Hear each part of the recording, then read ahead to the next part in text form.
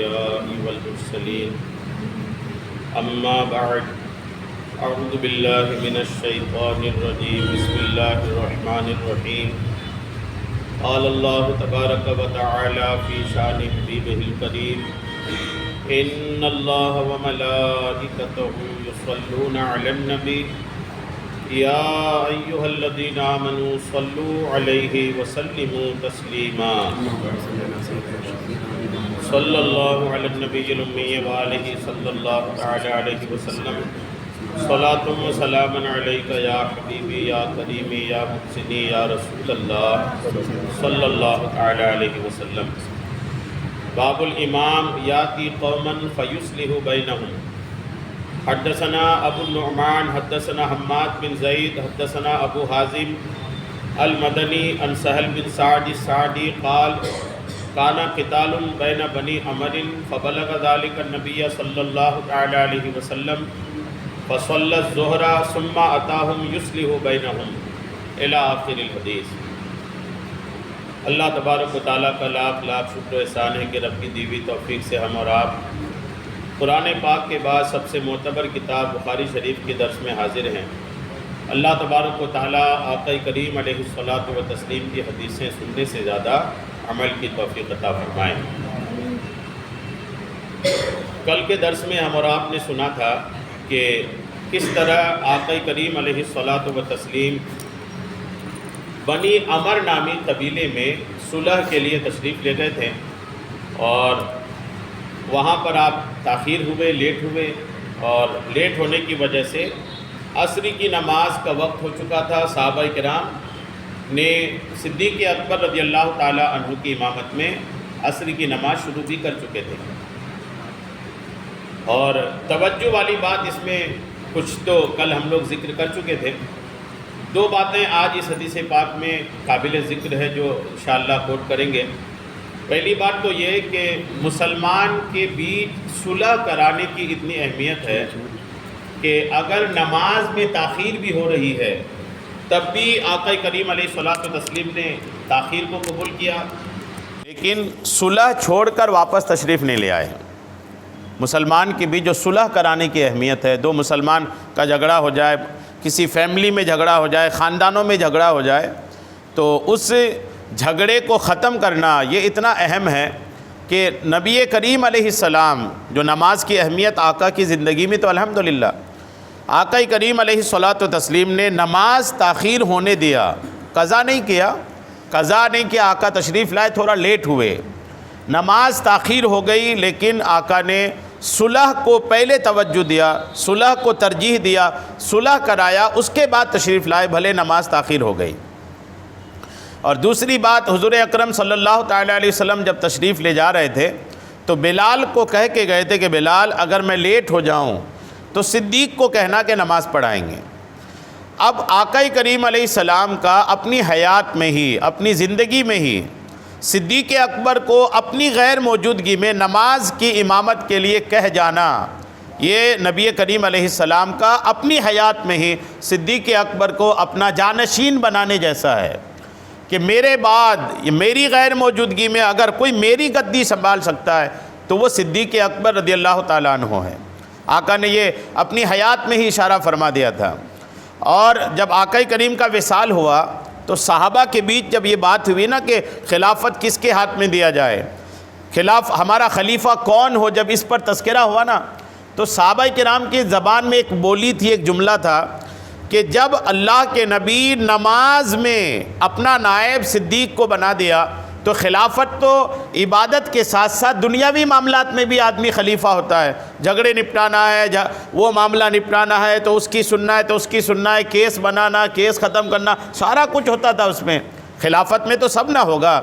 تو صحابہ کہتے تھے کہ جب اللہ کے رسول دین کے معاملے میں، عبادت کے معاملے میں اپنا نائب صدیق کو بنا گئے تو پھر دنیاوی معاملے میں تو پھر بدرجہ اولا ہمارا خلیفہ، ہمارا حکمران جو ہوگا وہ صدیق اکبر ہی ہوگا۔ صحابہ نے الحمدللہ ایک رائے کے ساتھ صدیق اکبر رضی اللہ تعالی عنہ کو پہلا خلیفہ تسلیم کیا تھا، مانا تھا۔ یہ یاد رکھیں اس جملے کو، صحابہ کرام نے ایک رائے ہو کر کے جب صدیق اکبر خلیفہ بنے تھے، پہلا خلیفہ، تو کسی بھی صحابی کے من میں کوئی بھی خلجان، کوئی بھی خلش، کوئی بھی ایسی بات نہیں تھی کہ کس کو بنا دیا گیا، بلکہ سب خوش تھے۔ یہاں تک کہ سیدنا علی المرتضیٰ رضی اللہ تعالیٰ عنہ، ان پر سب کی نظر تھی کہ یہ کیا بولتے ہیں، چونکہ حضرت علی شیر خدا رضی اللہ تعالیٰ عنہ اہل بیت اطہار میں سے بھی ہے، اور آقا کریم علیہ السلام کے بہت قریبی بھی ہیں، بچپن سے آقا نے ان کو پالا بھی ہے۔ تو صحابہ کی ایک نظر تھی کہ علی کی رائے کیا آتی ہے۔ جب علی کی طرف صحابہ کی نظر گئی نا، تو سیدنا علی المرتضیٰ شیر خدا رضی اللہ تعالیٰ عنہ نے بڑے مجمع میں، اکیلے نہیں، مجمع میں صدیق اکبر کی طرف ارشاد فرمایا کہ آپ ہاتھ بڑھائیے، میں سب کے بیچ آپ کی خلافت کو تسلیم کر رہا ہوں، میں سب کے سامنے آپ کے ہاتھ میں بیعت کرنا چاہتا ہوں، تاکہ یہ لوگوں کے بیچ جو چل رہا ہے نا، یہ سب کی بات ختم ہو جائے، اور سمجھ لیں کہ علی نے بھی جن کو خلیفہ مانا ہے وہ صدیق کی ذات مبارکہ ہے۔ تو یوں الحمدللہ صدیق اکبر پہلا خلیفہ بن گئے۔ بعض لوگ جاتے ہیں اس طرف کہ حضرت علی کو پہلا خلیفہ تسلیم بھی کرتے ہیں، مانتے بھی ہیں، رافضی قسم کے لوگ، اہل سنت والجماعت میں تو نہیں ہے یہ، رافضی قسم کے لوگ حضرت علی کو پہلا خلیفہ مانتے ہیں، اور ایسا سمجھتے ہیں کہ صدیق اکبر غلط بن گئے، معاذ اللہ، اللہ کی پناہ، یہ نہایت جھوٹی اور غلط بات ہے۔ عثمان غنی، حضرت عمر فاروق اعظم، یہ تین جو خلیفہ بنے نا، ان کو نہیں مان کر پہلا خلیفہ حضرت علی کو مانتے ہیں۔ ایسے لوگ گمراہ ہیں، غلط طریقے پر ہیں، بالکل غلط ہیں، گمراہیت ہے یہ۔ یقین کریں کہ حضرت علی کی موجودگی میں تین آدمی جو خلافت کے لائق نہیں ہے وہ بن جائے، یہ علی کے رہتے ممکن نہیں تھا۔ جب حسین کے رہتے یزید کا بننا ممکن نہیں ہوا، تو علی کے رہتے ہوئے تین لوگ کیسے بن جاتے ہیں؟ امام حسین رضی اللہ تعالیٰ عنہ کس چیز کی مخالفت کیے تھے؟ یزید کی حکومت کی ہی مخالفت کیے تھے نا، کہ یزید اس لائق نہیں ہے کہ مسلمانوں کا امیر بن پائے۔ یعنی ایک غلط آدمی جب خلافت پہ بیٹھ رہا تھا، امام حسین نے خود سمیت اپنا خاندان شہید کرا دیا، اور وہاں صدیق اکبر، حضرت عمر، حضرت عثمان خلیفہ بنتے رہے، اور حسین کے والد صاحب خاموش رہ گئے، چپ رہ گئے۔ یہ علی کے خون میں ایسا نہیں تھا کہ غلط ہو جائے اور علی خاموش رہ جائیں۔ آپ کی موجودگی میں یہ سارا کچھ ہو رہا تھا، تین خلیفہ بنے، حضرت علی نہ صرف خاموش رہے بلکہ سب کی تائید بھی کیا، سب کے ہاتھ میں بیعت بھی کیا۔ یہ دلیل ہے کہ حضرت علی بھی اس ترتیب، اس لائن سے، اس سیریل نمبر سے خوش تھے کہ یہی ہے کہ پہلا نمبر صدیق اکبر کا ہے، پھر حضرت عمر فاروق اعظم کا، پھر عثمان غنی کا، اور اس کے بعد پھر سیدنا علی المرتضیٰ شیر خدا کا ہے۔ ایک دن آپ کا بیٹا، حضرت علی کا بیٹا حضرت محمد بن حنفیہ، یہ دوسری بیوی سے تھے۔ محمد بن حنفیہ حضرت علی کے شہزادے ہیں، اب زبردست شہزادے ہیں۔ اللہ تعالیٰ نے حضرت علی کی شجاعت اگر کسی کو دیا تھا نا، امام حسین اور حسن کے بعد، تو حضرت محمد بن حنفیہ کو دیا تھا۔ زبردست شجاعت تھی۔ ایک ملک روم کا بہت بڑا پہلوان آیا تھا عرب شریف میں، وہ کہتا تھا کہ کوئی لڑکے دکھا دے مجھ سے، کوئی لڑکے دکھا دے مجھ سے، اور لڑائی میں بھی انہوں نے کیا کہا تھا کہ میں کھڑا ہو جاؤں گا، کوئی مجھے بٹھال دے، میں کھڑا رہوں گا، بس مجھے پکڑ کے بٹھال دے تو میں مان جاؤں۔ حضرت محمد بن حنفیہ نے چیلنج قبول کیا، علی کے شہزادے تھے، بولے تم کو میں بٹھا لوں گا اور پھر میں بیٹھ جاؤں، مجھے کھڑا کر کے دکھا دینا۔ حضرت نے ان کو تو بٹھالا ہی، اور اس کے بعد آپ بیٹھ گئے، بولے پہلوانی کی بات کرتے ہو، اب مجھے کھڑا کر کے دکھا دو۔ محمد بن حنفیہ بیٹھے رہ گئے، مجال نہیں رہا اس پہلوان کا کہ محمد بن حنفیہ کو پکڑ کے کھڑا کر دیتے۔ ایسے ہی الحمدللہ بہادری اللہ تعالیٰ نے دیا تھا۔ تو محمد بن حنفیہ نے ایک دن حضرت علی سے پوچھا کہ حضور کے بعد سب سے افضل کون ہے؟ تو حضرت علی نے فرمایا کوئی شبہ ہے کیا؟ صدیق اکبر سب سے افضل ہے۔ پھر پوچھا ان کے بعد؟ بولے ان کے بعد حضرت عمر۔ تو اس کے بعد، اچھا ان کے بعد جب حضرت عمر کا نام لیا نا، تو حضرت محمد بن حنفیہ کہتے ہیں ان کے بعد؟ تو حضرت محمد بن حنفیہ کہتے ہیں کہ مجھے ایسا لگ رہا تھا کہ حضرت علی اپنا نام لیں گے، فرمایا نہیں، تیسرا نمبر عثمان غنی کا ہے۔ تو اس کے بعد جب حضرت محمد بن حنفیہ نے دیکھا تو تین دوسرے نام تو آ گئے، فرمایا اس کے بعد تو آپ ہی ہوں گے۔ تو حضرت علی رضی اللہ تعالیٰ عنہ فرماتے ہیں میں تو ایک عام آدمی ہوں۔ یعنی پیغام دیکھیے، اپنی زبان سے فرمایا کہ میں تو ایک عام آدمی ہوں، تم چوتھا نمبر مجھے کیوں دے رہے ہو؟ زمانہ آپ کو الحمدللہ چوتھا خلیفہ تسلیم کیا، لیکن حضرت علی کا اپنا یہ الحمدللہ قول تھا، اپنے بیٹے کو سمجھانے کے لیے بھی الحمدللہ۔ تو وہ لوگ تو بڑے محبتی تھے آپس میں، بعد میں لوگ گمراہ ہوتے ہیں۔ وہ جو صحابہ تھے نا، ان کو چار یار کہا جاتا ہے۔ حضرت ابوبکر صدیق سے لے کر حضرت علی تک وہ چار یار ہیں، وہ آقا کے بھی چار یار ہیں اور آپس میں بھی چار یار ہیں۔ وہ اور ایسے 4 یار ہیں کہ یہ جنت میں بھی ساتھ میں ہیں، اور ان میں سے 2 تو قبر میں بھی ساتھ میں ہیں۔ حضرت صدیق و عمر قبر میں بھی ساتھ میں ہیں، جنت میں بھی ساتھ میں ہیں، اور ہر کام میں یہ ساتھ میں ہوتے تھے۔ ان چاروں کے مشورے سے کام ہوتا تھا۔ تو ان چاروں کا تو یارانہ الحمدللہ۔ بعد میں لوگ ان کو جدا کرنے کی کوشش کرتے ہیں، جو ان کو جدا کرنے کی کوشش کرے، اس ترتیب کے خلاف بات کرے نا، تو وہ ان لوگوں کو بھی ناراض کرتے ہیں۔ حضرت ابوبکر صدیق کے پہلے خلیفہ ہونے کی کچھ اور مزید دلیلیں لے لیجئے تاکہ یہ کانسیپٹ بالکل مضبوط ہو جائے۔ امام ترمذی اور امام حاکم نے سیدنا حذیفہ بن یمان سے روایت کی ہے کہ رسول کریم علیہ السلام نے فرمایا، میرے بعد ابو بکر اور عمر کی پیروی کرنا۔ یہ حدیث پاک ہے۔ یہ امام ترمذی نے بھی، امام حاکم نے بھی روایت کیا کہ فرماتے آقا میرے بعد صدیق اور عمر کی پیروی کرنا۔ سیدنا ابو سعید خدری سے روایت ہے کہ رسول کریم علیہ السلام نے ارشاد فرمایا، مسجد میں ابو بکر صدیق کے دروازے کے علاوہ سارے دروازے بند کر دو۔ شروع میں مسجد نبوی جو بنی تھی نا، مدینہ پاک کی مسجد، اس میں صحابہ کرام کے گھر لگے ہوئے جن جن کے تھے نا، تو سب کے دروازے مسجد میں کھلتے تھے۔ دروازے ایسے بنے تھے کہ دروازہ کھولا آدمی سیدھے مسجد میں، یعنی اس دیوار میں اس بندے کے گھر کا دروازہ ہوتا تھا۔ جب کچھ وقت آگے بڑھا، مسجد تھوڑی بنانے کی اور باری آئی نا، تو آقا کریم علیہ السلام نے فرمایا، جن جن کے دروازے مسجد نبوی سے لگے ہیں سب کے دروازے بند کر دو سوائے صدیق اکبر کے دروازے کے۔ صدیق اکبر کا دروازہ بند نہیں ہوگا، ان کا دروازہ کھلے رہنے دو۔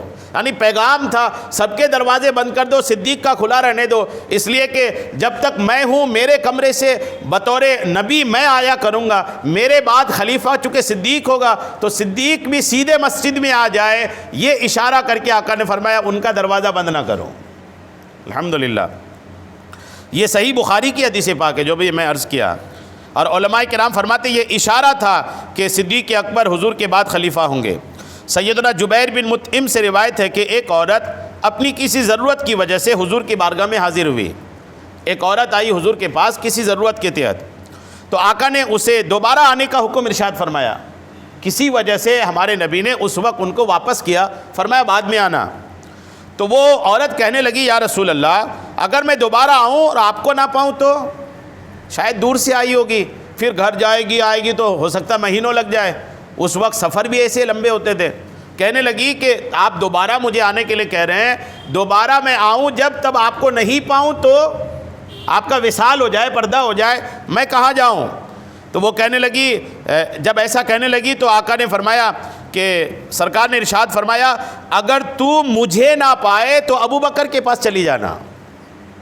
یہ اشارہ نہیں تو کیا ہے؟ اور فرمایا مجھے نہ پاؤ تو صدیق کے پاس چلے جانا۔ یہ بھی صحیح بخاری کی حدیث پاک ہے، جبکہ ہمارا ایمان ہے کہ حدیث مطلب حدیث ہے، چاہے بخاری میں ہو، چاہے مسلم ہو، چاہے ترمذی میں ہو، چاہے نسائی میں ہو، چاہے ابو داؤد میں ہو، حدیث کی کتابیں جتنی ساری ہیں بڑے بڑے اکابر علماء نے لکھے ہیں، وہ سب ہمارے سر کے تاج ہیں۔ ہمارا یہ موقف نہیں کہ بخاری میں ہو تبھی ہم مانیں گے، نہیں ایسا نہیں۔ جو لوگ یہ سمجھتے ہیں کہ بخاری میں ہی ہوگا تبھی ہم مانیں گے، ایسا نہیں ہے۔ اگرچہ بخاری حدیث کی کتاب میں سب سے افضل ہے، لیکن دوسری حدیث کی کتابیں اس میں بھی ہمارے نبی کا ہی فرمان ہے، تو وہ حدیثیں بھی ہمارے سر کے تاج ہیں، لیکن بخاری کی حدیث مضبوط کہلاتی ہے۔ تو بخاری میں بھی یہ حدیث پاک ہے کہ آقا نے اس عورت کو فرمایا، اگر تم آؤ میں نہ ملوں تو کہاں چلے جانا؟ صدیق کے پاس۔ تو صدیق کے پاس جانے کے لیے کہنے کا کیا مطلب ہے کہ میرے بعد خلیفہ وہی ہوگا، تب تو ان کے پاس جانے کے لیے کہا جا رہا ہے۔ ام المومنین سیدتنا عائشہ صدیقہ رضی اللہ تعالی عنہا سے روایت ہے کہ نبی کریم نے مرض وفات میں، وہ بیماری جس بیماری میں آقا کا وصال ہوا تھا، اس بیماری میں سیدہ عائشہ کہتی ہے کہ مجھے فرمایا ابو بکر اور ان کے بیٹے کو بلا لاؤ تاکہ میں انہیں خلافت نامہ لکھ کر دوں۔ یہ حدیث پاک بھی دیکھیں، یہ صحیح مسلم کی حدیث پاک ہے۔ بخاری شریف کے بعد جو نمبر آتا ہے کتابوں میں وہ مسلم شریف کی حدیث پاک کتاب ہے، اس میں یہ حدیث پاک ہے کہ آقا نے اس بیماری میں جس میں آقا کا وصال ہو رہا تھا فرمایا عائشہ کو، عائشہ صدیق کو اور ان کے بیٹے کو بلا لاؤ اور ایک لکھنے کے لیے کوئی سامان بھی لاؤ، میں خلافت نامہ لکھ کر دینا چاہتا ہوں۔ خلافت نامہ، کلیئرٹی ایک دم، فرمایا میں خلافت نامہ لکھ کے دینا چاہتا ہوں، مجھے خوف ہے کہ کوئی تمنا کرنے والا اپنی خواہش کا اظہار کرتے ہوئے یہ نہ کہہ دے کہ میں زیادہ حقدار ہوں۔ آقا نے فرمایا کوئی حقدار نہ کھڑا ہو جائے کہ میں خلیفہ بنوں گا، اس لیے واضح لکھ دیتا ہوں۔ کیونکہ اللہ، حضور فرماتے ہیں کیونکہ اللہ اور مسلمان ابو بکر کے سوا کسی سے راضی نہ ہوں گے، اللہ اور مسلمان ابو بکر کے سوا کسی سے راضی نہیں ہوں گے، آقا نے واضح کیا۔ حضرت سیدنا انس ابن مالک سے روایت ہے کہ بنو مستلق نے مجھے رسول اللہ کے پاس بھیجا تاکہ میں آپ سے پوچھوں کہ ہم آپ کے بعد اپنے صدقات کسے پیش کریں گے؟ تو آقا کریم علیہ السلام کی خدمت میں حاضر ہوا اور پوچھا تو آقا نے فرمایا میرے بعد اپنے صدقات ابو بکر صدیق کو پیش کرنا۔ یہ مستدرک علی الصحیحین کی حدیث پاک ہے۔ اور سیدتنا عائشہ صدیقہ سے روایت ہے کہ آقا کریم علیہ السلام، سیدہ عائشہ سے پوچھا گیا کہ اگر رسول اللہ اپنی حیات میں کھل کر کسی کو خلیفہ بناتے تو کسے بناتے؟ تو سیدہ عائشہ نے فرمایا میرے والد سیدنا صدیق اکبر کو۔ عرض کیا گیا ان کے بعد کسے بناتے؟ فرمایا سیدنا عمر ابن خطاب کو۔ عرض کیا گیا ان کے بعد کس کو بناتے؟ فرمایا سیدنا ابو عبیدہ ابن جراح کو۔ یہ بھی ایک صحابی تھے۔ سیدہ عائشہ نے تو تیسرا نمبر ان کو دیا، بھلے حالات کچھ ایسے ہوئے کہ تیسرا خلیفہ ابو عبیدہ ابن جراح نہیں ہوا، بڑے بڑے صحابی ہیں ابو عبیدہ ابن جراح، کبھی پڑھیں ان کو۔ حضور نے فرمایا تھا ہر امت میں ایک امین ہوتا ہے، میری امت کا امین ابو عبیدہ ابن جراح ہے۔ اتنے بڑے صحابی ہیں، اور یہاں تک کہ خلافت کے کئی معاملے میں ان کا مشورہ لیا جاتا تھا، بہت بڑے صحابی تھے۔ اب سوچ لینا حضرت عمر کے بعد سیدہ عائشہ صدیقہ تیسرا نمبر جو خلیفہ بنا رہی ہیں وہ حضرت ابو عبیدہ ابن جراح کو بنا رہی ہیں، اتنا بڑا نام ہے یہ۔ حضرت سیدتنا عائشہ صدیقہ سے روایت ہے کہ انہوں نے سرکار علیہ السلام سے اپنے درد سر کا ذکر کرتے ہوئے کہا ہائے میرا سر۔ سیدہ عائشہ کا سر درد دے رہا تھا تو کہنے لگی ہائے میرا سر۔ تو آقا نے فرمایا اے عائشہ اگر ایسا ہو کہ تمہارا انتقال مجھ سے پہلے ہو جائے اور میں زندہ رہوں تو میں تمہارے لیے دعائے استغفار کروں گا۔ آقا نے فرمایا کہ اگر تمہارا انتقال مجھ سے پہلے ہو گیا نا تو میں تمہارے لیے مغفرت کی دعا کروں گا۔ تو سیدہ عائشہ نے کہا کیا میں یہ گمان کروں کہ آپ میرے انتقال کو پسند کرتے ہیں؟ سیدہ عائشہ صدیقہ حضور علیہ السلام سے منہ لگی ہوئی تھی اور اپنی بات کہہ ڈالتی تھی، ایک تو بیوی بھی تھی، کم عمر کی بھی تھی، اور آقا سے بڑی محبت بھی کرتی تھی۔ سر درد کی بات کرے نا تو آقا نے فرمایا اگر تمہارا انتقال پہلے ہو گیا تو میں تمہارے لیے دعا کروں گا۔ تو سیدہ عائشہ نے کہ کیا آپ میرے مرنے کے بارے میں بات کر رہے ہیں، پسند کر رہے ہیں کہ میں مر جاؤں تاکہ جیسے میرا انتقال ہو جائے تو آپ اپنی دیگر ازواج کے ساتھ وقت گزاریں؟ تو رسول کریم علیہ السلام نے فرمایا نہیں، میرے تو اپنے سر میں درد ہو رہا ہے، میں نے تو یہ ارادہ کیا ہے کہ ابو بکر اور ان کے بیٹے کو بلا کر وعدہ لے لوں، انہیں خلافت کی وصیت کروں، ورنہ کہنے والے کہیں گے کہ فلاں کو خلیفہ بنا دو یا فلاں کو یا مجھے ہی بنا دو، اور تمنا کرنے والے تمنا کریں گے۔ تو یہ تمنا کرنے والے تمنا نہ کریں، میں صدیق کے نام لکھ کر دے دیتا ہوں، اور اللہ مسلمان ابو بکر صدیق کے سوا کسی سے راضی نہ ہوں گے۔ الحمدللہ بہت ساری روایات اس وقت میرے سامنے جو پیش کیا جا سکتا ہے، اتنا کافی ہے ماننے والوں کے لیے کہ الحمدللہ یہ مسلم ہے، یہ تسلیم شدہ مانی ہوئی بات ہے کہ حضور علیہ السلام کے ساتھ حضور کے بعد پہلا خلیفہ جو ہیں وہ سیدنا صدیق اکبر رضی اللہ تعالیٰ عنہ کی ذات ہیں۔ بڑی عظمت و شان ہے سیدنا صدیق اکبر کی۔ درود پاک پڑھیں اللہم صلی علی سیدنا شفیعنا حبیبنا مولانا محمد بارک وسلم صلاۃ و سلام علیک یا رسول اللہ صلی اللہ تعالیٰ علیہ وسلم۔ اس کے بعد جو حدیث پاک ہے اس کو نہایت توجہ کے ساتھ سن لیجئے۔ آپ اس میں قرآن جو اللہ کا کتاب آپ پڑھتے ہیں، اس کتاب کو آپ کے ہاتھ میں آنے تک کیسا کیسا پروسیس سے گزرنا پڑا ہے وہ سارا اس حدیث پاک سے کلیئر ہوگا۔ نہایت اہم باتیں ہیں۔ قرآن جو آج آپ کے ہاتھ میں، یہ یوں ہی آپ کے ہاتھ میں نہیں ہے کہ آپ اس کو آسانی سے پڑھ رہے ہیں اور مطالعہ کر رہے ہیں، تلاوت کر رہے ہیں۔ یہاں تک اس کنڈیشن میں پہنچنے تک نہایت قربانیاں بھی ہیں، محنتیں بھی ہیں، پروسیس ہے اور اسٹیپس بھی ہیں کہ کس طرح یہ بن کر آج ہمارے ہاتھ میں ہیں۔ حدیث لیجئے پہلے، بخاری کی حدیث پاک ہے، اور حدیث پاک توجہ کے ساتھ سنیں۔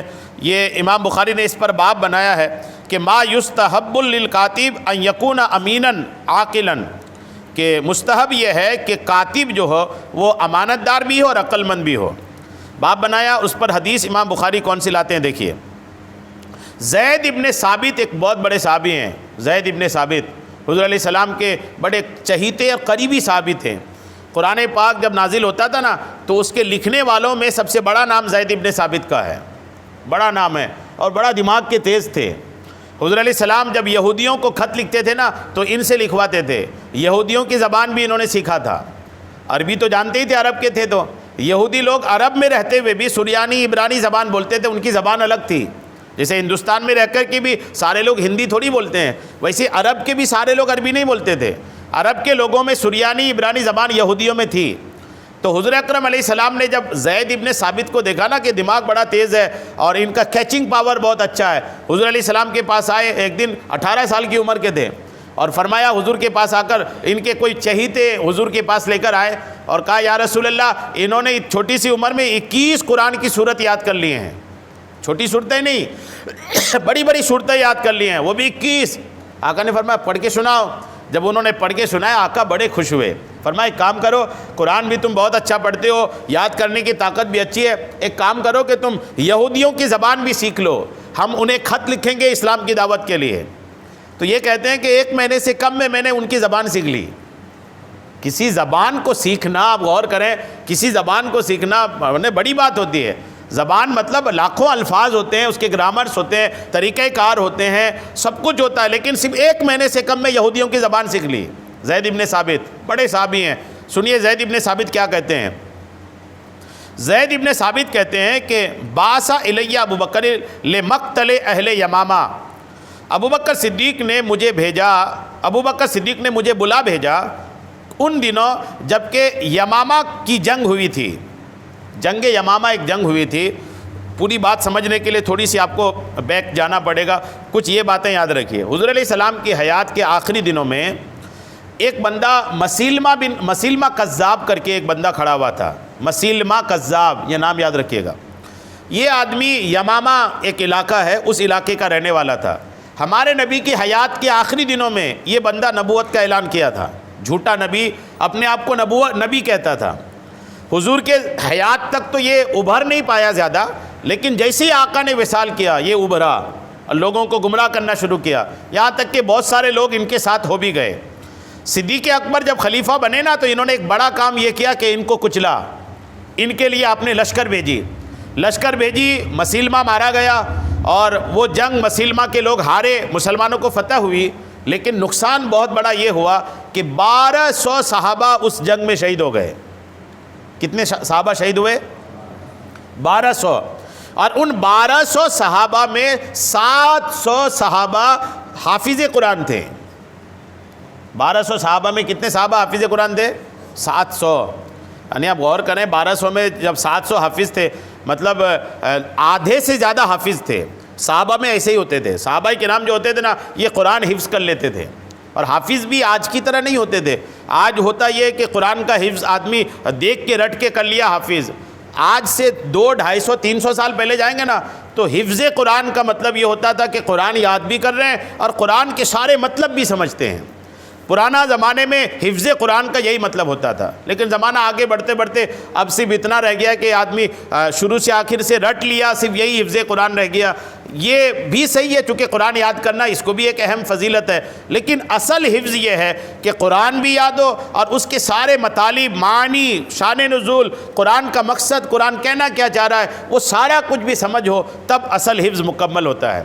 صحابہ آدھے سے زیادہ حافظ تھے، تو اس جنگ یمامہ میں کتنے حافظ شہید ہوئے؟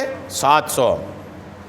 جب جنگ یمامہ ہو گیا، مسلمانوں کی فتح ہو گئی اور لوگ واپس آ گئے، تو حضرت عمر فاروق اعظم کے دل میں بات آئی۔ کیا بات آئی؟ صدیق اکبر کے پاس آ کے مشورے، باتیں ہوتی تھی، تبادلہ خیال ہوتا رہتا تھا، ایک دوسرے سے باتیں شیئر کرتے تھے۔ تو حضرت عمر نے صدیق اکبر سے کہا، حضور 700 صحابہ ایک جنگ میں شہید ہو گئے، اور بھی جنگوں میں ہلکے پھلکے ایسی شہادتیں ہوتی رہتی ہیں، تو اگر ایسے ہی صحابہ شہید ہوتے رہ گئے اور وہ بھی حافظ صحابہ شہید ہوتے رہ گئے تو قرآن کا ہوگا کیا؟ یہ چنتا کیوں ہوئی حضرت عمر کو؟ یہ چنتا کی وجہ یہ تھی کہ حضور کے زمانے تک قرآن پاک ایک کتاب کی شکل میں لکھی ہوئی حضور کے زمانے تک نہیں تھی۔ یہ یاد رکھیں، یہ جو کتاب قرآن پاک کی ایک آپ دیکھتے ہیں، یہ ہمارے آقا کے زمانے میں ترتیب کے ساتھ، پہلے سورہ فاتحہ، اخیر میں سورہ ناس، جو قرآن پاک کی سورتوں کی ترتیب ہے، اس ترتیب کے ساتھ ایک کتاب کی شکل میں لکھا ہوا حضور کے زمانے میں نہیں تھا. لکھا ہوا تھا لیکن الگ الگ، کہیں سورہ بقرہ لکھا ہے تو کہیں سورہ یاسین شریف لکھا ہے تو کہیں آیت الکرسی لکھا ہے تو کہیں کچھ لکھا ہے، کہیں نہیں، کوئی ترتیب نہیں تھی. ترتیب سب کو یاد تھی، ذہن میں ترتیب ہے، خیال میں ترتیب ہے، سینے میں محفوظ ہے، لیکن پریکٹیکلی اترا ہوا نہیں تھا. ہارڈ کاپی جو ہوتا ہے ایک، وہ لکھا ہوا قرآن ترتیب کے ساتھ حضور کے زمانے میں نہیں تھا. یاد تھا لوگوں کو، پوری ترتیب کے ساتھ یاد تھا. اور اس دور میں جب جو عرب کا دور تھا حضور کے زمانے کا نا، عرب کے لوگوں کو اپنی یادداشت میں اتنا بھروسہ ہوتا تھا اور اتنا فخر تھا کہ وہ لوگ کسی چیز کو لکھ کر یاد کرنے میں اپنی توہین سمجھتے تھے. یادداشت اتنی مضبوط تھی، اگر ان کو کہا جاتا کہ لکھ کے یاد کر لو تو وہ کہیں گے چلو کنارے رکھو، تم بولو ہم یاد کر رہے ہیں. مطلب دماغ بھی ایسا تھا، یادداشت بھی ایسی مضبوط تھی، وہ لکھ کے یاد نہیں کرتے تھے. تو ماحول ایسا ہی تھا کہ لکھ کے یاد نہیں کرنا ہے، اور لکھ کے یاد کرنا توہین سمجھتے تھے. اس لیے انہوں نے قرآن کو لکھ کر یاد نہیں کیا، وہ یاد پورا حضور سے سن کے کر لیا. لیکن حضور دور اندیش تھے، آقا قیامت تک کی چیزوں کو دیکھ رہے تھے. اس دور میں جبکہ لکھ کر یاد کرنا لوگ توہین سمجھتے تھے، پھر بھی آقا نے قرآن لکھوایا تھا. یہ ضرور تھا کہ ترتیب سے نہیں لکھوایا تھا، ایک کتاب باضابطہ جو ہوتا ہے وہ تیار نہیں کرایا تھا. بتا دیا تھا ضرور کہ پہلے سورہ فاتحہ ہے، پھر سورہ بقرہ ہے، پھر وہ سورہ ہے، پھر وہ سورہ ہے، بتا دیا تھا، لیکن لکھوایا ترتیب سے نہیں تھا. اب جب ایک کتاب کی شکل میں قرآن نہیں ہے اور صحابہ جو حافظ ہیں وہ شہید ہو رہے ہیں، تو چنتا تو سوابھاوک تھا نا کہ جب حافظ سارے ختم ہو جائیں گے، شہید ہو جائیں گے، تو پھر آگے قرآن قیامت تک چلنا ہے، کیسے چلے گا؟ حضرت عمر نے چنتا ظاہر کیا. تو صدیق اکبر جو ہے نا، یہ بات توجہ سے سنیں، صدیق اکبر نے شروع میں کہا کہ ہم وہ کام کیوں کریں جو سرکار نے نہیں کیا. آج بھی کچھ لوگ اس بات پہ آتے ہیں کہ سرکار کے زمانے میں تھوڑی ہوا ہے. بات یہ بھی لوگوں کے ذہن میں آتا ہے، صدیق اکبر کے ذہن میں بھی آیا تھے کہ جب آقا نے نہیں کیا، ایک کتاب تیار نہیں کیا، ہم کون ہوتے ہیں؟ تو حضرت عمر کہتے ہیں میں نے بار بار ریپیٹ کیا بات کو، سمجھایا، الگ الگ طریقے سے سمجھایا کہ ضروری کیوں ہے لکھنا، بلکہ آقا نے بھلے لکھا نہیں، ایک کتاب کی شکل میں جمع نہیں کیا، لیکن ضرورت کتنی ہے اس کو آپ توجہ دیں. بار بار جب حضرت عمر نے ریپیٹ کیا نا، تو صدیق اکبر کہتے ہیں کہ مجھے بات سمجھ آئی کہ عمر درست کہہ رہے ہیں، ضرورت اس بات کی ہے کہ کتاب کی شکل میں قرآن کو تیار کیا جائے. تو کیا سمجھ میں آیا کہ اگر کوئی کام حضور کے زمانے میں نہیں ہوتا تھا لیکن کام ہے اچھا، تو اس کو کنٹینیو کرنا چاہیے. کام اچھا ہونا چاہیے. کام اگر اچھا ہے، بھلے حضور کے زمانے میں نہیں ہوا، لیکن اچھا کام اچھا ہی ہوتا ہے. ایک بات یہ سمجھ میں آئی. تو حضرت زید ابن ثابت، جب بات یہ دونوں کی ہو گئی نا، چلیے یہ حدیث تو ہے، ترجمہ جو ہے نا اس کی سارا میں اپنے مفہوم کے تحت عرض کر رہا ہوں. جب یہ دونوں حضرت ابوبکر صدیق اور عمر کے بیچ بات ہو گئی، تو حضرت صدیق اکبر نے فرمایا کہ پھر کس کو یہ کام دیا جائے، کون کرے گا یہ کام قرآن کو جمع کرنے کا؟ تو لوگوں نے کہا زید ابن ثابت مضبوط آدمی ہیں، یہ حضور کے زمانے میں لکھتے تھے، ان کو بلایا جائے. زید ابن ثابت کو بلایا گیا. زید ابن ثابت آئے، حضرت صدیق اور حضرت عمر نے بات عرض کی کہ یہ کام ہے تمہارا، کرنا ہے تم کو. تو حضرت زید ابن ثابت کہتے ہیں کہ اتنا بھاری کام تھا یہ، کہتے ہیں کہ اگر آپ لوگ مجھے ایک پہاڑ کے بارے میں کہتے کہ اس پہاڑ کو کھود کر دوسری جگہ کر دو تو میرے لیے آسان تھا، لیکن یہ بہت مشکل ہے. کیوں مشکل ہے؟ اللہ کا کلام ہے بھائی، کوئی کہانی قصہ تھوڑی جمع کرنا تھا، اللہ کا کلام جمع کرنا تھا، اور پورے 30 پارے کی 6666 آیتیں جمع کرنی تھی. اتنا مشکل کام تھا. کون سی آیت کہاں لکھی ہے اور لکھی بھی کہاں تھی؟ اونٹ کی ہڈی میں، اونٹ کے چمڑے میں، درخت کے پتے میں، لکڑی میں، پتھر میں، ان چیزوں میں لکھا ہوا تھا. اور پھر وہ بھی اکٹھے لکھا ہوا، کہیں رکھا بھی نہیں تھا. پتہ چلا سورہ بقرہ کسی کے پاس لکھا ہے تو یاسین شریف کسی کے پاس لکھا پڑا ہے، تو وہ آیت کسی کے پاس ہے تو فلاں صورت کسی کے پاس ہے. اب وہ سارا جمع کرنا اور وہ پھر وہ نبی کریم کی ترتیب کا لحاظ رکھنا، یہ سارا کچھ تھا. تو حضرت زید ابن ثابت کہتے ہیں بھاری کام تو ہے. پھر زید ابن ثابت نے بھی یہ بات کہا، آپ دونوں وہ کام کیوں کرنا چاہ رہے ہیں جو آقا نے نہیں کیا؟ تو حضرت صدیق و عمر نے ان کو سمجھایا، پھر سمجھایا تو وہ کہتے ہیں کہ میرا سینہ بھی رب نے کشادہ کیا اور مجھے بھی سمجھ آیا کہ نہیں، یہ دونوں صحیح کہہ رہے ہیں، قرآن لکھا ہوا ہونا چاہیے. لکھنا شروع کیا انہوں نے، جمع کرنا شروع کیا. اور جب جمع کرنا شروع کیا نا، حضرت زید ابن ثابت نے جمع کرنا شروع کیا، یہاں سے وہاں سے، یہاں سے وہاں سے، سارا ان کو ایک ٹھیک ٹھاک وقت لگا. اور صحابہ کرام سے لے کر کے انہوں نے اکٹھا جمع کیا اور ایک کتاب تیار ہوئی الحمدللہ۔ قرآن پاک کی پہلی کتاب تیار ہوئی اور تیار کرنے والے کا نام زید ابن ثابت ہے، یہ نام یاد رکھیں، پہلی کتاب تیار ہوئی۔ غور کریں، آج کروڑوں کتابیں قرآن پاک کی چھپ رہی ہیں، بک رہی ہے، لیکن وہ شخص کو کون بھولے گا جو پہلی کتاب تیار کیا تھا۔ اور اسلام میں یہ ہے کہ جب کوئی کام شروع کرتا ہے نا، اچھا کام، تو قیامت تک کوئی عمل کرے ثواب اس کو بھی ملتا رہے گا۔ تو اب غور کریں، دنیا بھر میں کتابیں چھپ رہی قرآن پاک کی، ثواب زید ابن ثابت کو بھی پہنچ رہا ہے، کیا کتنا نہ ثواب اللہ تعالیٰ زید ابن ثابت کو عطا فرما رہا ہے۔ تو پہلی کتاب تیار ہو گئی۔ اچھا، وہ کتاب جب تیار ہوئی نا، پہلی کتاب، وہ کتاب رکھی گئی کن کے پاس؟ حضرت حفصہ، حضور علیہ السلام کی اہلیہ، حضرت عمر کی بیٹی حضرت حفصہ، ان کے پاس رکھا دی گئی کہ آپ اس کو رکھے رہیں، ابھی تو یاد ہے صحابہ زندہ ہیں، حافظ صحابہ زندہ ہے، مسئلہ نہیں ہے، کسی کو ضرورت پڑے گی تو آ کے آپ کے پاس دیکھ لیں گے، بھول گئے تو ملا لیں گے۔ رکھی رہی کتاب۔ حضرت ابوبکر صدیق کی زندگی تک ایک ہی رہی۔ حضرت صدیق اکبر کا وصال ہوا، حضرت عمر فاروق اعظم خلیفہ بنے، ایک ہی کتاب ہے، جس کو ضرورت پڑی حضرت حفصہ کے پاس آؤ، قرآن دیکھ لو۔ حضرت عمر کا بھی وصال ہوا، حضرت عمر کا بھی وصال ہوا، کافی لمبا عرصہ گزر گیا۔ حضرت عمر کے انتقال کے بعد حضرت عثمان غنی جب خلیفہ بنے، جب عثمان غنی خلیفہ بنے نا، تو اب عثمان غنی کے خلیفہ بننے تک اسلام عرب سے باہر نکل چکا تھا، عرب سے باہر نکل چکا تھا، اور جگہ جگہ الحمدللہ اسلام پہنچ چکا تھا۔ اب اس دور میں کیا ہو رہا تھا، قرآن جو ہے نا وہ 7 قرأت میں نازل ہوا ہے۔ کتنی قرأت میں؟ قرآن پاک کی 7 قرأتیں ہیں، یعنی قرآن کو 7 طریقے سے پڑھا جا سکتا ہے۔ جی، ایک مشہور طریقہ جو دنیا یاد کرتی ہے، ورنہ صحیح بات یہ ہے کہ قرآن 7 طریقے سے پڑھا جاتا ہے۔ جیسے میں ایک مثال بس دیتا ہوں، سورہ فاتحہ میں ہم لوگ کیا پڑھتے ہیں؟ مالکی یوم الدین، یہی پڑھتے ہیں نا۔ اس کی ایک قرأت ہے ملکی یوم الدین۔ اگر کوئی ملکی یوم الدین پڑھتا ہے تو بھی صحیح ہے، یعنی وہ بھی ایک قرأت ہے۔ 7 قرأت ہے۔ اب جب 7 قرأت میں قرآن پاک کی آیتیں نازل ہوئی، صورتیں نازل ہوئی، تو 7 قرأت صحابہ کو یاد تھا۔ ایک تو یہ بات، اور دوسری بات کہ عرب کے لوگ عربی بولنے میں سب کا اپنا انداز تھا، ایک ہی انداز سے پورا عرب عربی نہیں بولتا تھا۔ شہر کے لوگ عربی کچھ بولتے تھے، گاؤں کے لوگ عربی کچھ بولتے ہیں، مکہ شریف کے لوگ کچھ بول رہے ہیں، مدینے کے لوگ، یعنی ہلکا پھلکا فرق جو ہے وہ عرب کے لوگوں میں تھا۔ اب جب ہلکا پھلکا فرق تھا نا، تو سب لوگ اپنے انداز سے قرآن پڑھتے تھے۔ تو ہوا کیا حضرت عثمان غنی کے زمانے میں کہ مکہ کا آدمی پڑھ رہا ہے وہ اپنے طریقے سے، مثال دے رہا ہوں، مدینے کا آدمی پڑھ رہا ہے اپنے طریقے سے، اور یہ کئی بار ایسا ہوا کہ مکہ کا آدمی جب مدینہ گیا تو وہ مدینے میں امامت کر رہا ہے تو پتہ چلا وہ اپنے طریقے سے پڑھ رہا ہے، تو مدینے والے کہہ رہے ہیں آپ یہ کیسا قرآن پڑھ رہے ہیں؟ ایسا نہیں، ایسا ہے۔ مدینے والے بول رہے ہیں ایسا نہیں، ایسا ہے۔ دیہات والے بول رہے ہیں ایسا ہے، گاؤں والے بول رہے ہیں ایسا ہے، اس شہر کے لوگ بول رہے ہیں ایسا ہے، دوسرے شہر کے لوگ بول رہے ہیں ایسا ہے۔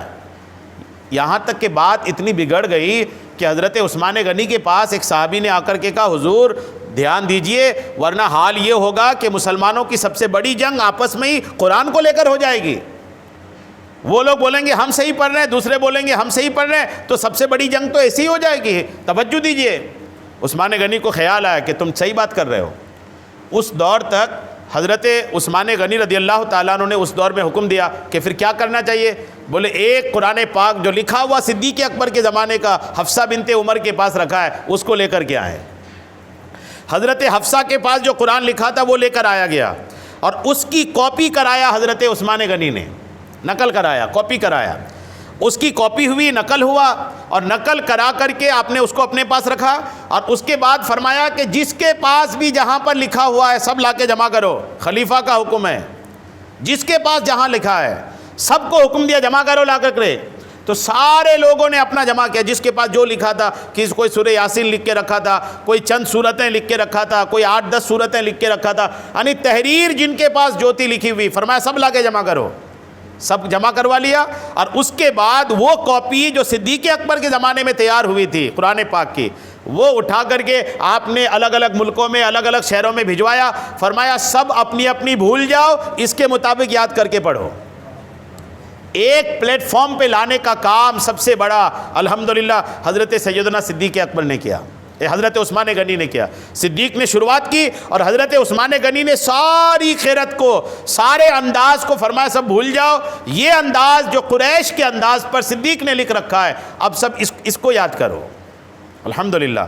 اور اچھا، حضرت زید ابن ثابت رضی اللہ تعالیٰ عنہ کو اللہ تعالیٰ نے الحمدللہ یہ شان دیا، یہ عظمت دی کہ حضرت زید ابن ثابت نے شروعات کیا تھا اور حضرت عثمان غنی رضی اللہ تعالیٰ عنہ نے آ کر کے ان کو یوں تیار کیا۔ حضرت عثمان غنی رضی اللہ تعالیٰ عنہ نے تیار کر لیا۔ اچھا، ایک مزے کی بات یہ یاد رکھیے، جب حضرت عثمان غنی کے دور میں بھی قرآن تیار ہوا تھا، اس قرآن میں بھی نقطے، زیر زبر، آیت کا نشان، رکوع کا نشان، یہ کچھ بھی نہیں تھا۔ پارے تقسیم، یہاں تک کہ سورتوں کا نام، یہ بھی باضابطہ تیار نہیں تھا۔ اب آپ غور کریں، نقطے، زبر، زیر، آج بھی جب آپ مکہ شریف جاتے ہیں وہاں سے جو لوگ قرآن لاتے ہیں دیکھیں گے اس قرآن میں تو زبر زیر نہیں ہے، ہلکا پھلکا کہیں ڈال دیا انہوں نے اور زیادہ تر غائب کرتے ہیں، اور وہ ہندوستان کے لوگ تو کوشش کرنا چاہیے کہ وہ نہ لائیں، چونکہ ہندوستانیوں کے لیے وہ پڑھنا آسان نہیں ہے بنا زبر زیر والا۔ وہ مکہ عرب کے لوگوں کے لیے آسان ہے چونکہ ان کی اپنی زبان عربی ہے، جیسے ہندی ہے، ہماری زبان ہندی ہو، ہماری زبان اردو ہے، تو ہم اردو کو تو کہیں اگر ادھر ادھر بھی ہو تو پڑھ لیں گے کہ ہماری زبان ہے یہ، تو عرب کے لوگ زبر زیر کے بنا بھی پڑھ لیں گے، تو ان کے لیے تو ٹھیک ہے وہ، لیکن یہ زبر زیر جو ہے نا یہ شروعات میں تھا ہی نہیں، اس میں بہت بعد میں حضرت امام مالک کے زمانے میں امام ابو الاسود دؤیلی ایک بزرگ ہیں اور امام حسن بصری ایک بزرگ ہیں، ان دونوں نے اس میں پھر زبر زیر، پیش، نقطہ، رکوع کا نشان، آیت کا گول نشان، کہاں رکنا ہے، کہیں پر میم لکھا ہوتا ہے، کبھی تو لکھا ہوتا ہے، کبھی جیم لکھا ہوتا ہے، آیتوں کے بیچ میں آپ دیکھتے ہیں نا، یہ سارا کچھ بعد میں بڑھایا گیا، پارے تقسیم کیے گئے، سورتوں کی تقسیم کاری ہوئی، اور یہ سارا کچھ آسان ہو کر جو آج ہمارے پاس ہے نا، یہ صحابہ کے دور کے بعد ہوا ہے۔ تو یوں حضرت زید ابن ثابت کے دور سے، ان کے کام سے، حضرت عمر کے خیال سے، صدیق اکبر کی خلافت میں جو شروعات ہوا، بعد میں نقطے لگ کر تیار ہوئے، آج الحمدللہ قرآن اتنی خوبصورت شکل میں ہمارے پاس موجود ہے۔ غور کریں کہ کتنا لمبا پروسیس اس ضمن میں لگا اور اس پورے طریقہ کار میں لگا، تو آج یہ قرآن پاک الحمدللہ ہمارے پاس ہے۔ یہ تو پوری تاریخ جو میں نے عرض کیا نا، اس کو بالکل یاد رکھنے کی کوشش کیجیے گا۔ اللہ تعالیٰ یہ ہمارے ذہن کو کشادہ فرمائے۔ درود پاک پڑھیں، اللہم صلی علی سیدنا شفیعنا حبیبنا مولانا محمد بارک وسلم، صلاۃ و سلام علیک یا حبیبی یا قدیمی یا محسنی یا رسول اللہ صلی اللہ تعالی علیہ وسلم۔ آخری حدیث پاک آج کے درس کی دیکھیے، یہ باب ہے محاسبۃ الامام عمالہ، یہ باب ہے امام کا اپنے عامل کا حساب لینا۔ حدثنا محمد قال اخبرنا عمدہ حدثنا ہشام بن عروہ نبی ہے ان ابی حمید السعدی ان نبی علیہ السلام استعمل ابن اللتیبہ علی صدقات بنی سلیم، آقا کریم علیہ السلام نے ابن لتبیہ ایک شخص تھا، اس کو بنایا عامل، عامل بولتے تھے حضور کے زمانے میں ان کو جو زکوٰۃ کی وصولی کرتے تھے۔ زکوٰۃ کی وصولی کے لیے حضور نے کن کو بنایا؟ ابن لتبیہ، ایک آدمی تھا، ان کو بنایا۔ اب یہ بندہ گیا زکوٰۃ کی وصولی کے لیے، جب زکوٰۃ کی وصولی کر کے حضور کے پاس آیا نا، فلما جاء الی رسول اللہ، جب حضور کے پاس آیا، حاسبہ، حضور نے حساب لیا۔ حضور نے کیا لیا؟ حساب لیا۔ یہ سسٹم چلے آنا چاہیے، آزاد کسی کو نہیں چھوڑنا چاہیے، کوئی وصولی کر رہا ہے اس کی حساب بھی ہونی چاہیے اور مکمل نگرانی بھی ہونی چاہیے۔ حساب لیا، جب حساب لیا تو وہ بندہ جو تھا نا وہ کہنے لگا ھذا الذی لکم وھذا ھدیۃ اہدیت، بہت سارا لے کر آئے تھے، لے آئے تو انہوں نے اشارہ کیا، یا رسول اللہ یہ جو ہے نا یہ آپ کے لیے لوگوں نے دیا تھا، اور یہ جو ہے نا یہ مجھے تحفہ ملا تھا۔ دو قسم کا مال پیش کیا، فرمایا یہ تو مسلمانوں کے لیے آیا ہے زکوٰۃ صدقہ خیرات کا، اور یہ جو ہے میں گیا تھا نا تو لوگوں نے مجھے تحفہ گفٹ یہ دیا ہے۔ فقال رسول اللہ، حضور نے فرمایا اچھا تحفے بھی ملے؟ تو فرمایا فہلا جلست فی بیت ابیک و بیت امیک حتی تأتیک ہدیتک۔ حضور نے فرمایا سنو، اگر تم اپنے گھر میں بیٹھے رہتے، اپنے ماں باپ کے گھر میں بیٹھے رہتے تو کیا تمہیں یہ ہدیہ ملتا، تحفہ ملتا؟ آقا نے کیسی پکڑ کی، فرمایا تمہیں تحفہ ملا؟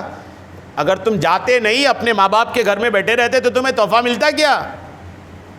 اور پھر آقا کریم علیہ السلام نے کیا کیا دیکھیے، ان کنت صادقن، آقا نے فرمایا اگر تم سچے ہو، ثم قام رسول اللہ، پھر آقا کھڑے ہوئے ممبر پہ، فخطب الناس، لوگوں کو بیان کیا، فحمد اللہ واثنا علیہ، اللہ کی حمد و ثنا بیان کی، ثم قال، پھر فرمایا اما بعد، حضور نے فرمایا بہرحال اس کے بعد، فانی استعمل رجالا منکم علی امور مما ولانی اللہ، لوگوں سے بیان کیا آقا نے کہ سنو، اللہ تعالیٰ نے، میں نے کسی کو عامل بنایا اس معاملے میں جس کا اللہ تعالیٰ نے مجھے اختیار دیا، فیاتی احدہم، تم میں سے کوئی آتا ہے، فیقول، تو کہتا ہے، ھذا الذی لکم وھذہ ہدیۃ، کہ یہ مسلمانوں کے لیے اور یہ تحفہ ہے، اہدیت، انہیں تحفہ دیا گیا، فہل جلس فی بیت ابیہ و بیت امہ، اگر وہ اپنے ماں باپ کے گھر میں بیٹھے رہتے کیا انہیں ملتا؟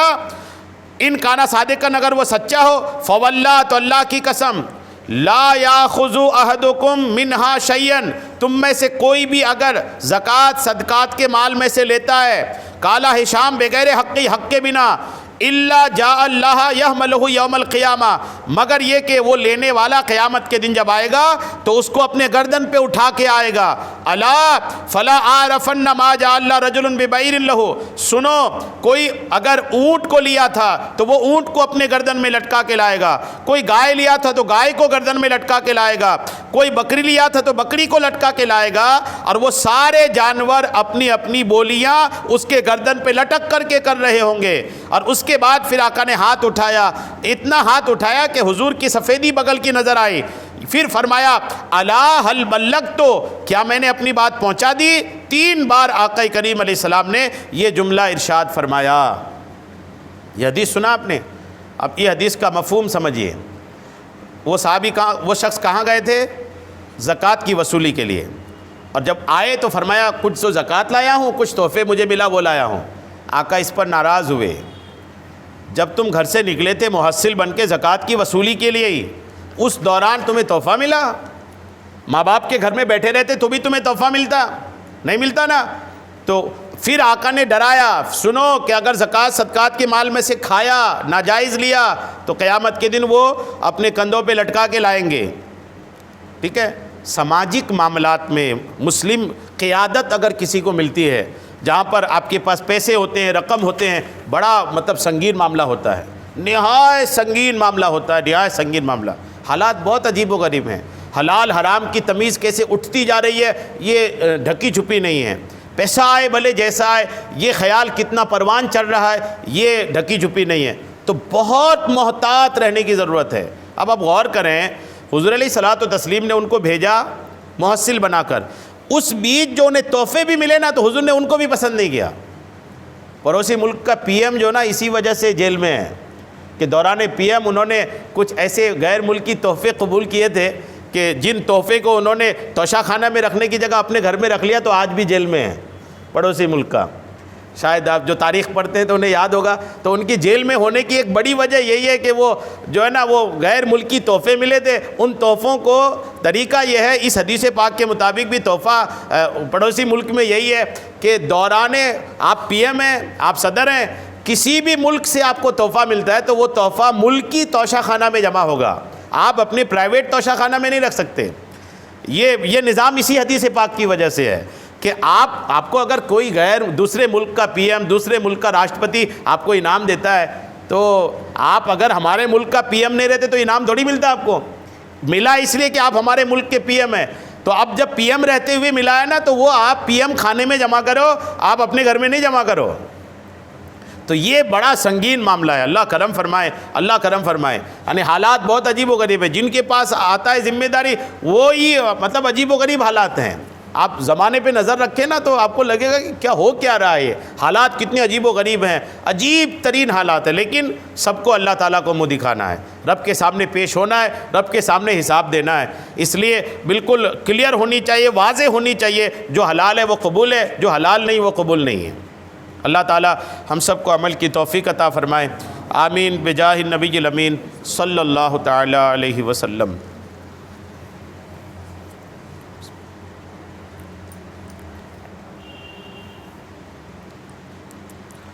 قال اللہ تبارک و تعالی فی شان حبیبہ الکریم ان اللہ وملائکتہ یصلون علی النبی یا ایھا الذین آمنوا صلوا علیہ وسلموا تسلیما صلی اللہ علی النبی الامی وآلہ صلی اللہ تعالی علیہ وسلم صلاۃ و سلام علیک یا رسول اللہ سبحان ربک رب العزۃ عما یصفون وسلام علی المرسلین والحمد للہ رب العالمین حق لا الہ الا اللہ.